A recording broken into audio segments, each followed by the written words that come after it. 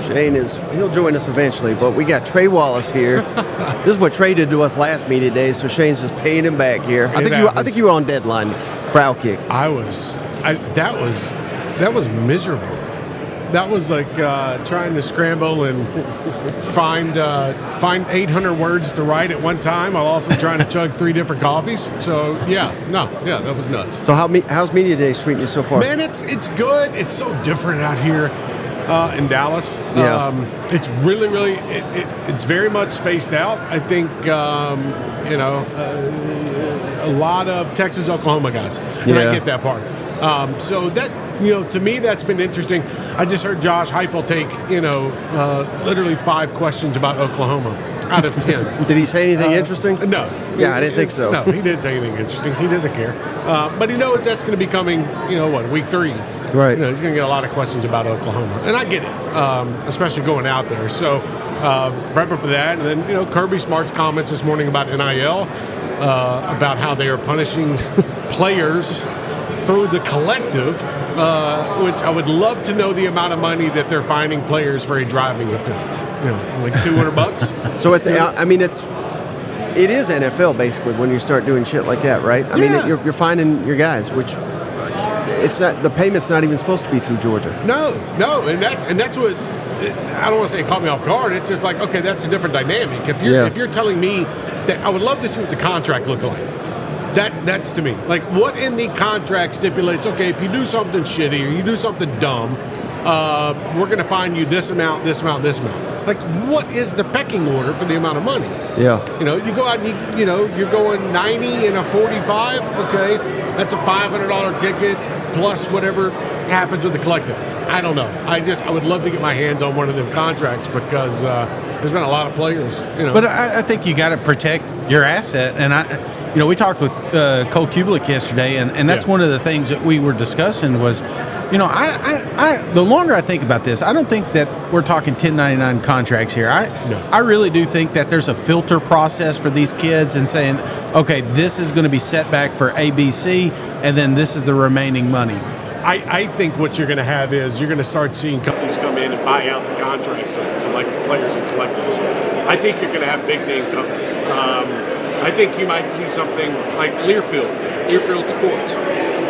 I'm not saying it's them. I'm just saying I think you might see a company come in like that and buy out the contracts, the NIL contracts of football players, let's just say. Because a lot of that is already in-house at these universities, from ticket sales to network rights. Okay, so what's the next best thing? Media rights to players. So if they can grab them, it's a whole different ballgame. So I do think collective-wise and what contracts are, I do think they are different compared to like you were talking about like 1099s. I get, and I think they're only going to get more strategic, amount of the agents these guys bring in and the shit that we start hearing. Right. One thing that you just made me think of something. Yeah. I think a lot of people look, with Nick Saban obviously no longer at Alabama, people look right at Georgia to be possibly the next Alabama, which is fair. But I've not really thought about this. Do you think it'll be tougher? Is it tougher now to do that with NIL, with the transfer portal, with an expanded conference? Does Kirby have it tougher than Nick Saban did when he walked into Alabama to create a dynasty? I do, because I think it was done in a different manner back in the day where you're dropping off bags in hotel rooms or in parking lots or at the Waffle House compared to everyone in the locker room knowing how much a person makes. Mm-hmm. I mean, let's be honest. If you're in the Georgia locker room, you got a good idea what Carson Beck is making. You got a good idea what the starting running back's making, starting defensive lineman. You're not hiding much is what I'm getting at. And everybody talks. That's the thing. Carson might say something to one person, but the other, somebody else finds out. Or he's driving around in this Porsche compared to the Dodge truck. So what I'm getting at is that, I think Kirby has it tougher now because it's not a secret any longer. Yeah. Like, we would all hear the numbers back in the day, but we don't really know the precise number. Okay, well, we allegedly know what Nico's making, Carson Beck, what Dylan Gabriel's making. So what I'm getting at, yes, I think overall, I think Kirby has it a little bit tougher right now than Nick, because Nick could hide behind a lot of things and not be out in the public, and it wouldn't affect the locker room. Now you're starting to see stuff affect the locker room. So having control over that, and also having a guy like Will Muschamp around in Georgia's program, I think that helps. A head coach with experience. But yeah, I agree with you. I do think at the end of the day, what he's been able to do since NIL, the inception 3-4 years ago, really, I do think it'd be tougher going forward. And that's why I think you're going to see other schools component. It's like what he talked about today with Dan Lanning. He said, man, I wish you could get some of that Nike money that Dan Lanning's getting. So I think that kind of flows into the picture of how much everything has changed from the guy sitting on the ESPN set watching him talk. Yeah. We're going to really see if you can buy a championship. I mean, that old bastard's all in. He's like, I've got so much time left on this earth. I want to win. And that the crazy part about it is now we're just seeing. It's not collectives raising money by holding events or anything. No, it's calling your top 3 boosters and saying, hey, look, I need $5 million this season. You give me $5 million, I could fight for a championship. And that's what you're seeing around the country. Phil Knight is dumping money into Oregon. Yeah. All Dan Lanning has to do is send a text is, hey, man, I need $1 million. Okay, cool. You're good. And this is what's going on at different schools across the country as well. It's not a debacle like what we saw in Florida with Jaden Rashada. I'm not taking a shot. It just is what it is. I think you have to have the right set of boosters in place to be able to build a team. Yeah. And you're right. We can call it buying a championship, but at the same time, we look at the NFL, we look at Major League Baseball, all this type of thing. They're spending their amount of money to get a championship. This is just the new norm, I think, in college football. Do you think that we will have some of that NFL ripple effect, potential holdouts, things like that coming into the season? Do you see that kind of shifting? I mean, it's going to happen. Well, okay. I mean, that was the thing they talked about, Judkins? I don't know if that's true or not, but I'm just saying, are we going to see situations like that? I think, I was talking with a former SEC assistant coach who now coaches in the NFL the other day. And the biggest thing he brought up to me was coming out of spring ball, you're going to see a lot of players try to start renegotiating contracts from when they first got there because of depth. Maybe a player gets hurt. Yeah. And then heading into fall camp, okay, after that first week and a half, you really start digesting your 1s and 2s. Okay? If you came in as a backup running back, but now you're the starter, you want to get paid as a starting running back. I think that's what you start seeing, where it all renegotiations, I guess is the best way to put it. But here's what intrigues me most, and this is what this assistant told me. What happens if you get in season and a guy that you didn't think was going to be really a factor, you thought he'd help out, but wasn't really a factor, 6 games into the season, he might be leading the team in rushing or receiving or something like that. He's going to come to the table and say, man, I want more money. Look at me. I'm putting up all these numbers. You're throwing the ball to me. That's where I think it could get tricky when it comes to NIL. So you better have a damn good contract in place where they can't try to come back to you and say, I want to renegotiate this. Easy as that. Well, Trey, one of my favorite things about you is you're always on top of things and breaking big news and scandals. Especially, you seem to always be scandals. Wherever there's a scandal, you ain't far behind. So without, I'm not trying to burn any sources or get ahead of a story you're working on. Yeah. But if you could give us a prediction on the next scandal in the SEC, maybe even just the team or the coach or anything involved, what would be this is Trey Wallace's guess. A guess. Yeah, that's all it is. Just a guess. How? We'll pause it. I'll give it to you. How Billy Napier was involved in the Jaden Rashada nonsense. I think once those records get made public, I think I'm guessing that's going to be very, very interesting. Right. And remember, Shane, this is the man that broke the Florida credit card scandal that basically started the ball rolling. Who was it? McElwain was the coach down there? Mac. And that was the beginning of the end for him. I've been following Trey since he started tracing planes. That's how That was fun times. Yeah, I mean, that was back in the day. That was Tennessee Tracker. That was my guy. And the best part about it is I had somebody that was literally on the plane as a source. Like, that was the crazy part about it the whole time. On that note, Yeah. and I don't want to skirt the Billy talk. No, yeah. Do you think that something like that is something the university is holding on? So if they have to fire him, they now have cause. I mean, they are. We've seen it. They've done it before. Yeah. You know, is this something like, hey, Allegedly. allegedly, yeah. Well, I mean, kind of look what happened with Jeremy, Pruitt at Tennessee. Allegedly. Once they started hearing a few things, allegedly, it started up a full investigation, and really he was done in a month. It didn't even take that long. It started around Thanksgiving. I think that the University of Florida, I think every school is very smart in how they go about navigating investigations. Yeah. I think that the director of NIL engagement, Marcus Castro Walker, who's no longer there anymore in Florida, I think the fact that that he was kind of indefinitely suspended, maybe is the right word, before the season started last year, I think that kind of got the ball rolling. And I do think that, even though the NCAA is backed off, there's a big difference between the NCAA saying, I'm not going after you for NIL shit anymore, compared to the University of Florida or the University of Tennessee or Kentucky saying, well, wait a minute, we got these text messages and these emails, and you were heavily involved, and you were, trying to steer this player, or you were trying to convince this player, we'll get your NIL contract done, pretty much breaking rules.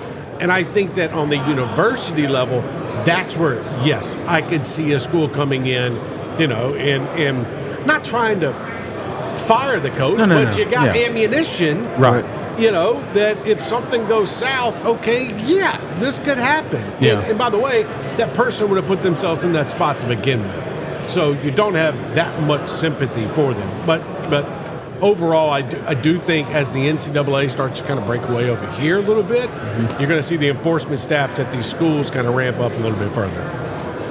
We're going to find out. How high would you rank, people love to coach or discuss coaching hires and things of that nature, but how high do you rank the hire of Danny White at Tennessee to be a game changer in the SEC? I think probably one of the most important hires in Tennessee athletics history. I think that, and I mean that from because we're in a different landscape than we were, talking about other ADs in the past and whatnot, Dave Hart and whoever. We can keep going. John Curry, who hired Tony Vitello. But Danny White is a more business approach type of deal. You see the fundraising that he's doing. Look around the country and look at all the universities that are stopping construction on stadiums, any types of renovations that are going on. Danny White, I live 5 miles from the campus. I was driving by there, before I came to Dallas just to drive by and look at what they're doing. Full speed ahead. They're tearing down the press box at the baseball stadium. They're going forward. It's going to be looking brand new next year. Neyland Stadium is under construction. That's going to be done. So they're not stopping. And what that is you got a university booster association. You've got donors that look at the trajectory of where it's going, and they trust Danny White. Yeah. And at the same time, there's synergy with Donde Plowman and the president, Randy Boyd. I can't tell you when the last time that's happened. Especially at Tennessee. Especially at Tennessee, because we all remember how things were in recent memory, even the last 10 years. So I think from that standpoint, I think he's been one of the most important SEC athletic director hires that we have seen in recent memory. And if he can continue separating the on-field stuff, whatever happens on-field's fine, but doing his job as an AD to raise money and to be able to be that face of a university. And Danny doesn't like to get out in public. You can see that. He kind of doesn't. But to continue to do your job behind the scenes, Tennessee's going to be in great shape, I think, in the coming future. And I think that he has done a great job to make Rick Barnes happy, Tony Vitello happy, Josh Heupel happy, just hired a new women's basketball coach, Kim Caldwell, Karen Weekly. So what I'm getting at, Tennessee is feeling good about themselves athletically, and I don't blame them because they have the money as well. Do you got any? Because Also, when I think about fired coaches, I think of you as well. Is there which one? Sumlin, McElwain, Pruitt. We can. I mean, is there? There's a couple. Give me three that you've got your eyes on this season. Potential losing their job. Two off the bat. Billy Napier and Clark Lee. And I know Clark Lee might be a little bit early, and I understand what Vanderbilt's trying to do investment-wise with the stadium. I get that, but let's be honest with you, they're building that stadium for the opposing fans, not for the fans that are there at Vanderbilt. Mm-hmm. And that's not a shot at Vanderbilt. That's just looking at the attendance. I think an outlier is the obvious one from last season, Sam Pittman. I think Sam Pittman kept his job because Hunter Yurachek didn't just feel like making that decision. Didn't feel like making that switch. I think he could have. I think they could have gone out and hired a nice coach. But Sam Pittman did a good job convincing them and that they could do something this season. So I would have to say Billy's at the top, Clark, then Pittman. My outlier, and I love the guy, I really do. Really nice guy, Shane Beamer. I want to see what South Carolina does this season because they have had the expectations. We saw how they ended the season 2 years ago, by beating Tennessee, Clemson, almost beating Notre Dame, and then we saw it kind of ended last year, and you're like, okay, all right, where's the trajectory of this program going? And so we'll see. He's a good football coach, a good recruiter. I'm just curious on that part, I think, with him. Well, sticking on a similar theme, who's under more pressure, and not job-wise, obviously these guys are not under any pressure to get fired, but pressure to deliver this year, Sarkisian at Texas or DeBoer at Alabama? Because I think that's a different challenge, maintaining to taking that big step, and you could argue Sark's already taken that step, but I don't because it wasn't in the SEC. I think Sarkisian has a team that can go win a national championship this year. Kalen DeBoer's team, in my opinion, is going to lose 2 games. I think the pressure's on Sarkisian. I don't care that you're entering the SEC. You have got a football team that, first off, should go to Michigan and beat up Michigan. That's not the same Michigan team as we've seen in years past. Right. Okay, so go beat Michigan. You've got some tough games on your schedule, but you've kind of had that in years past. Like, you've played out of conference games. You played Alabama twice, in the last 3 years. Should have beat them twice, really. Right. Yes, should have beat them in Austin. So there's only a certain number of teams in the SEC. Like, I get everybody wants to talk about, you go to the SEC, well, Mississippi State's going to be tough, and, playing at Kentucky's going to be tough, and Arkansas. No, Texas should go in there and beat them by 2 touchdowns. And that's not a knock at either of those teams. They're still trying to build. Whatever Mark Stoops is doing at Kentucky is what it is. But I'm just saying in general, Texas should be playing for a national title, if not anything, playing in these semifinals to get there once again. And if you don't hit that, that's going to be a major letdown for the Longhorns, I think. So I think the more pressure is on Sarkisian right now because everybody going to be talking about Arch Manning, once Quinn Ewers has a 3-interception game, but they still win. Mm-hmm. And I think along with Quinn Ewers and along with trying to play for a national championship, you got the Manning kid sitting back here. And I think that adds a little bit of pressure, even if he doesn't want to talk about it publicly. I think it adds a little bit of pressure. Because what if you get to game 6? You dropped one. It's a close one, in the game that you're in. You got to make a move. Do you pull a Saban from last year? If Quinn comes out, I'm not saying he is, but if Quinn comes out and plays bad, but they still winning some games, you have to pull a Saban and figure out, okay, maybe it's Ty Simpson and not Jalen Milroe, or maybe it's Buckner. I'm just saying overall the pressure's on Sarkisian because I expect them to be playing for a national championship this year, or at least in the semis. Mm-hmm. Well, speaking of UT, the real one. So, Nico, that's good shit. We just had Heupel in here and talking about Nico hitting the ground running. Yeah. Are people sleeping on the balls? Is because I for a quarterback that's never, quote unquote, started a season. I get it. Yeah, there's a little bit of swagger in there at that stand. There's a reason why he's not here at media days. Nico has if you ask Nico a question, he gonna give you some swagger answer, and then that might, come back to bite him in week 3 or something like that, if he has a difficult game. Can I give you a good example of that? Yeah. Sorry to cut you off. No, absolutely. Just last week, I know someone spoke with Nico, and he was asked, what do you plan to do when your football career's over? Like, what job will you do? Yeah. He says, well, my goal is to make enough money to where I never have to work again. And that's confidence, that's swagger. Right. But that was not the question. That was not the answer the person was looking for, I wonder how much they had to pay to get that answer. I agree with you. And I think that Nico has a lot of potential. But also Nico has started one college football game. And that was a bowl game. We all saw how that went.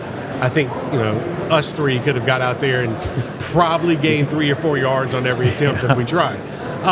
But I do think, Shane, that pressure-wise, I think Tennessee is probably a 2-3 loss team. And that's just because we don't know what to expect yet from him. We know what to expect from the receivers. With Brew coming back, you got Squirrel, you got Brazil. I know what to expect from them. I know what to expect from the running backs, offensive line. Even the defensive line is going to be better this year for Tennessee. But we still don't know about that. Okay, what's going to happen in the fourth quarter? You're down by 7 or you're down by 3 and you got to drive and Nico's your quarterback. So we'll find out a lot in that game against NC State. And then, it's no cupcakes. It's, okay, Kent State, whatever. And then all of a sudden you're gonna go to Oklahoma. But I do think that Tennessee has the ability to surprise some folks this year and be in playoff contention probably by the start of November. Right. And being in playoff contention means being a top 20 team. Yeah. Mm-hmm. I think that's what it is. I know it's 12. Okay, if you're top 20, you can start making some moves those last 4 weeks of the season. So I do expect them to be in contention at least probably the 1st of November. Yeah. All right, last thing for you, Trey. Really appreciate your time. If there's one team that is maybe not a consensus playoff team out of the SEC that you think if things break right, you go so far as to say they will make the playoff? Again, you're not guaranteeing it, but maybe like a dark horse spoiler type team. Is there one that comes to mind? I hate to say Kentucky. I really do. They have let me down so much in the past with my predictions. They return a ton on defense. We're on the same page. They do. They really do return a ton on defense. I think my answer is going to be Missouri. Mm-hmm. I think Eli is doing a damn good job of building a program and putting together. I think it's Tennessee and Missouri kind of almost feel like programs that are kind of resurrecting a little bit. That's what it feels like for both. I think Missouri is a team. I love Brady Cook. I love what they have a wide receiver. I love what they have at running back. I think Eli Drink is just kind of coming into his own in Columbia. I think that's been kind of difficult in the conference. And overall, this doesn't feel like – it didn't feel like lightning in the bottle last year.